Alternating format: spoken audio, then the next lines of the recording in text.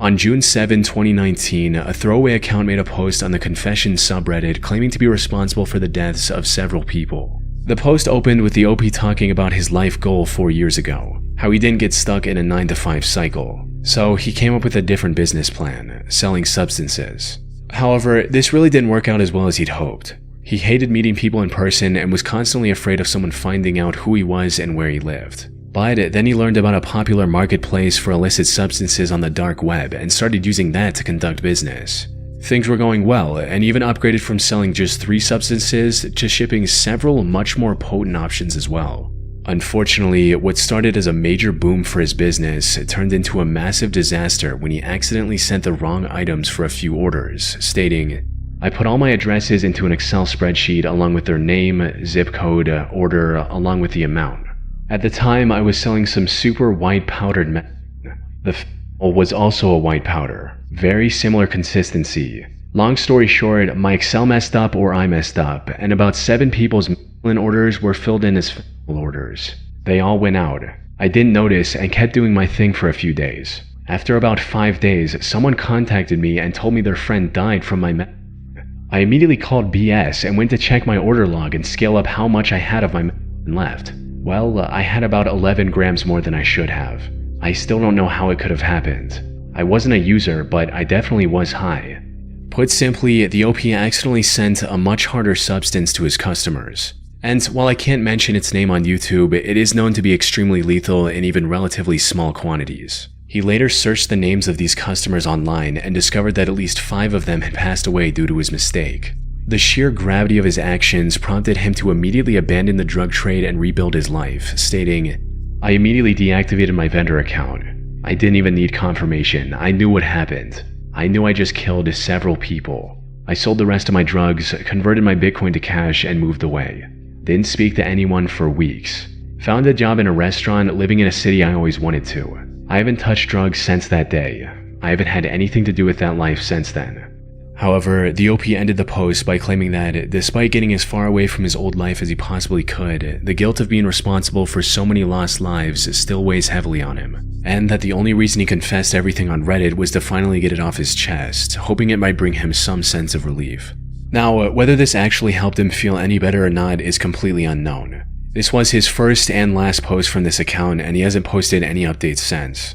As for if he was actually telling the truth, that much is uncertain. It's near impossible for me to track down any news articles about his unfortunate customers, given that over 100,000 people every year lose their lives from that same substance. That said, many users in the comments believe the story was genuine, and some even express sympathy for the OP's situation, though I doubt we'll get any concrete answer on this confession's legitimacy anytime soon.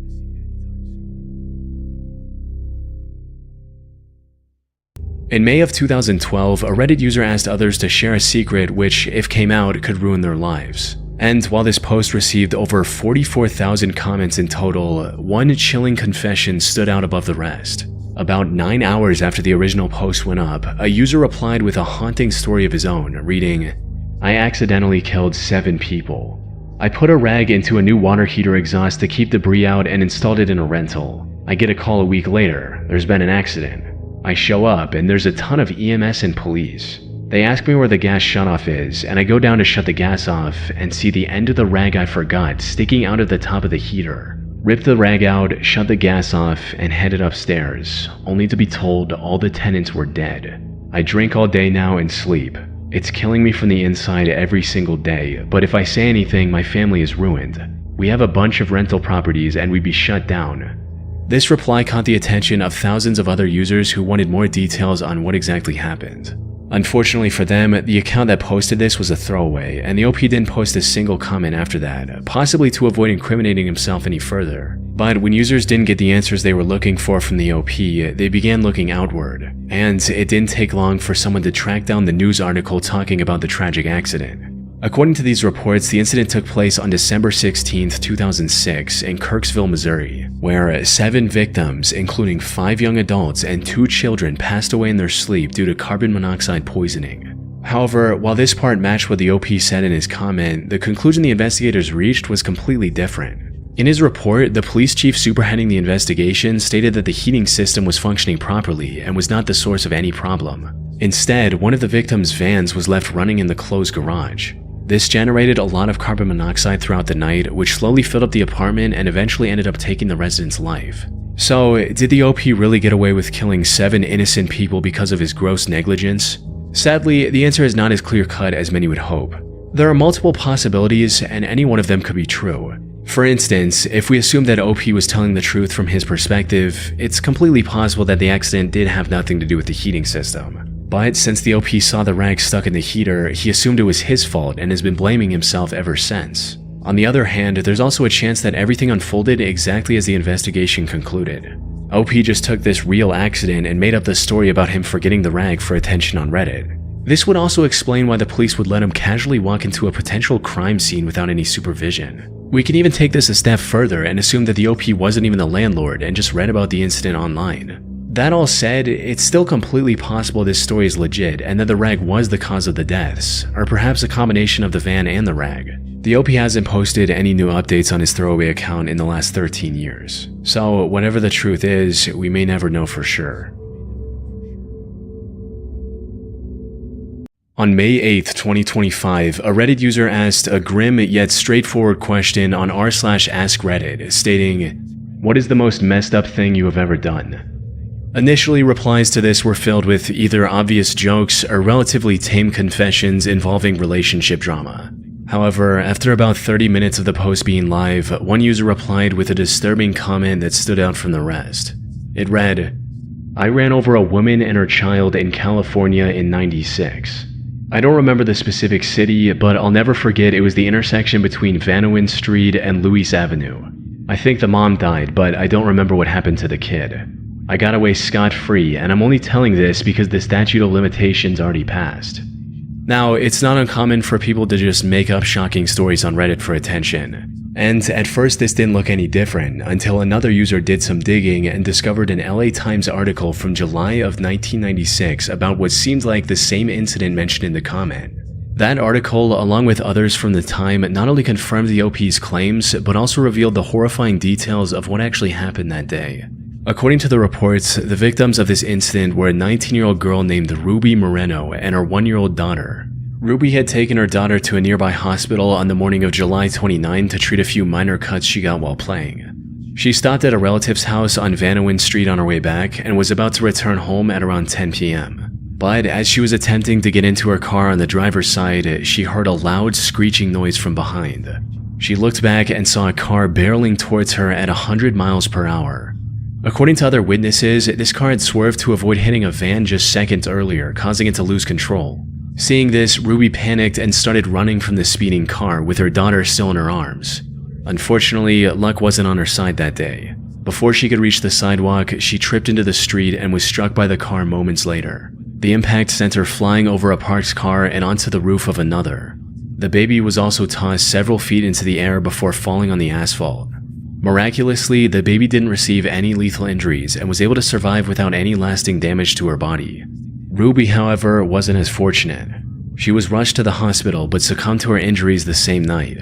As for the driver that hit her, witnesses reported him trying to flee the scene, hitting another parked car and then a curb before successfully getting away. And from everything I could find, the perpetrator was never identified or arrested. So, if this Reddit user was telling the truth, there's a real chance he was the driver behind the brutal hit and run nearly 3 decades ago. The report from 1996 also mentioned that the driver was likely intoxicated due to the way he behaved after hitting Ruby. And when asked, the user admitted that this was the case. Were you drunk at the time, as the article says, or were they wrong about that? Inebriated, sure, more high than drunk. I was on a lot of junk back there. But the most disturbing part of his confession was just how cold and remorseless he seemed about the entire incident. Why no sympathy? Was this on purpose? No, but it's been so long. It's like a whisper of a memory. Do you think about how that child has to live without a mother now? Genuinely asking, you seem stone cold. It's been 30 years. That child probably has children of its own. I seem stone cold because I've already been through all the stages of emotions. I've justified myself, I rotted with guilt, I've had sleepless nights. I'm an old man now and I'm waiting to die any moment. I can't change what I did. I can't even pay for my crime anymore because California doesn't send people to prison only on a confession, and regardless, my health alone would render me incompetent to stand trial. There's nothing tying me back to that day but my word. Which brings us to the big question, was the OP actually telling the truth? Unfortunately, the answer to this is a bit more complicated than it initially seems. For starters, his story does match an actual incident that happened back in 1996, right down to the exact intersection he mentioned in his confession. He also added several details that didn't seem made up, and even gave a reason for why he was finally willing to confess now, because the statute of limitations had long expired. That said, there also seems to be some potential inconsistencies. Some reports claim the driver was with another passenger, and that they actually fled on foot. However, the OP not only didn't mention any passenger, but also claimed that he still had the car. He even cited its damaged condition as the reason he became aware of the accident, writing, "What was your reaction to what happened? I was too hopped up on various types of drugs to notice. It was only the day after when I saw the dried blood on my bumper." This could point to the possibility that the OP wasn't behind Ruby's accident at all. He maybe stumbled upon the 1996 article online, memorized key details like the year and the street name to make it seem real, and then fabricated the rest of the story as users pressed him with more questions. All just to get some attention on the internet. But at the end of the day, we don't know. Although if he was telling the truth, several users have already alerted California authorities of his comments. On May 2nd, 2017, users on the Canada News subreddit came across a lengthy post titled, "Wanted for Kitchener Murder, My Side." This was a reference to a horrific murder that took place in Kitchener, Canada just a few days earlier. And to everyone's shock, this post was written by the prime suspect, Ager Hussein. He was still on the run but wanted to tell the internet what exactly happened on the night of the incident. However, what seemed like a desperate attempt to share his side of the story would later turn out to be a part of his plan to evade the consequences for his actions. Though the events that led up to this started 15 months earlier in February of 2016, when 21-year-old Ager Hussein met 21-year-old Melinda Vasilier in Kitchener. The two quickly became infatuated with one another and began dating just weeks after their first encounter. However, while things went quite well for the first year or so, the two eventually started bickering and fighting with each other. This resulted in the two breaking up in April 2017 via text, and that's when things took a turn for the worst. Not long after their breakup, Ager attempted to break into Melinda's home through her patio, but was spotted by her friend Anna and her boyfriend. They also called the police on him, forcing him to leave Melinda alone. However, he kept texting her even after this incident, asking to meet her at least one last time. She eventually agreed and invited him to her home, hoping to talk things through and end the relationship on respectful terms. They decided to meet on the night of April 27th, but when the time came, Ager didn't show up. Melinda had asked her friend and sister to stay with her at home while Ager was visiting. However, since Ager was a no-show, she gave them the go-ahead to carry on with their night and the two left. They returned shortly after midnight, and to their surprise discovered that Ager had shown up while they were gone and was now in Melinda's room with her. The girls confirmed Melinda's safety before heading off again to get food. This trip took barely 30 minutes, but by the time they came back, things had somehow spiraled into a complete nightmare. The apartment was in complete disarray and there was no sign of Ager anywhere. And as they stepped further into the apartment, they found Melinda lying face down on the kitchen floor in a pool of blood with her body covered in dozens of wounds. They rushed in to check on her, but tragically, it was already too late. Melinda had no pulse. After composing themselves, they contacted the police and told them everything they knew, sparking a nationwide manhunt for Ager. However, despite days of searching, the investigators were unable to find anything about his current whereabouts. That is until a post from Ager himself popped up on Reddit explaining everything that happened from his perspective. He opened his monologue by going over the history of his and Melinda's relationship, how they were perfect together, and that he was even planning on proposing to her before everything fell apart. After spending a bit more time going over the timeline of the relationship, he moved on to talking about the day of the incident. And according to him, this is what happened after Melinda's friend and sister checked up on them. We continued to talk and finally decided it was worth it to try one more time. Anna and her other friend left the house to grab food. We both let everything out and our relationship was back on track. As I'm getting ready to leave, she asked me if I had done anything with any other girls while we were on a break, or any time we were on a break. I told her we needed to be honest and said yes and told her about it. She started freaking out, wouldn't say a word, just kept slapping me with tears in her eyes. Slaps turned into hits. I told her I was sorry, but if she didn't stop, I'd do something back. She didn't stop. I then stupidly pushed her harder than I expected. She fell against the sink. This was the first time I ever did something physically violent towards her. I told her I was sorry. She said, leave now. I began saying sorry even more and asked if I could get a hug. She was still crying. I go up to her to try and give her a hug. Almost out of nowhere, she grabs a knife by the sink. Initially, I thought she was just going to hold it to try and tell me to leave. She doesn't. She comes at me full force, aiming towards my face. I tell her to stop. She doesn't. I tried grabbing the knife but ended up cutting my hands. After a few cuts, I lost it. I freaked out. I was scared and in a state of shock. Never in 100 years did I think she would use a knife against me. Out of shock and fear, I grab one. I hit her with it, almost blindly, a few times. I didn't know what happened. I was confused, shocked, and scared. I had no intentions of that happening.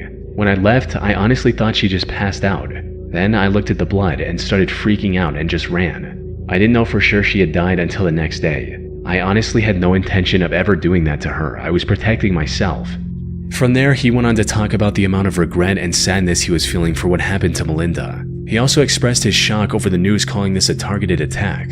Now, on their own, these look like the words of a man desperately trying to clear his name after an accident, when in reality, every word in this post was carefully selected by Ager to make himself look as innocent as possible. For instance, he claimed that Melinda often slapped and hit him near the beginning of his story, so that it doesn't seem suspicious when he mentions it later. When, according to people who knew her, Melinda was extremely sweet and had no violent tendencies. Ager also downplayed the break-in attempt, claiming he merely visited her house to talk, and even left out the part about Melinda getting a restraining order against him following that incident. He also mentioned that he swung his knife just a few times in self-defense, when in reality, autopsy results showed a staggering 47 different wounds on her body. Luckily, by this point the police knew that he crossed the border a few hours later and was now hiding in the US. And while it did take them a few weeks to pinpoint his location, they were eventually able to arrest and charge him with the murder of his once girlfriend. Further investigation also revealed other twisted methods he tried to seem more innocent, like sending a message to Melinda saying, "Nice seeing you tonight, glad we worked things out. Anyways, see you soon," hours after committing the crime. He stood trial on October 2023, where the jury concluded his motive boiled down to, "If I can't have you, no one can." He was given a life sentence with the possibility of parole after 16 years.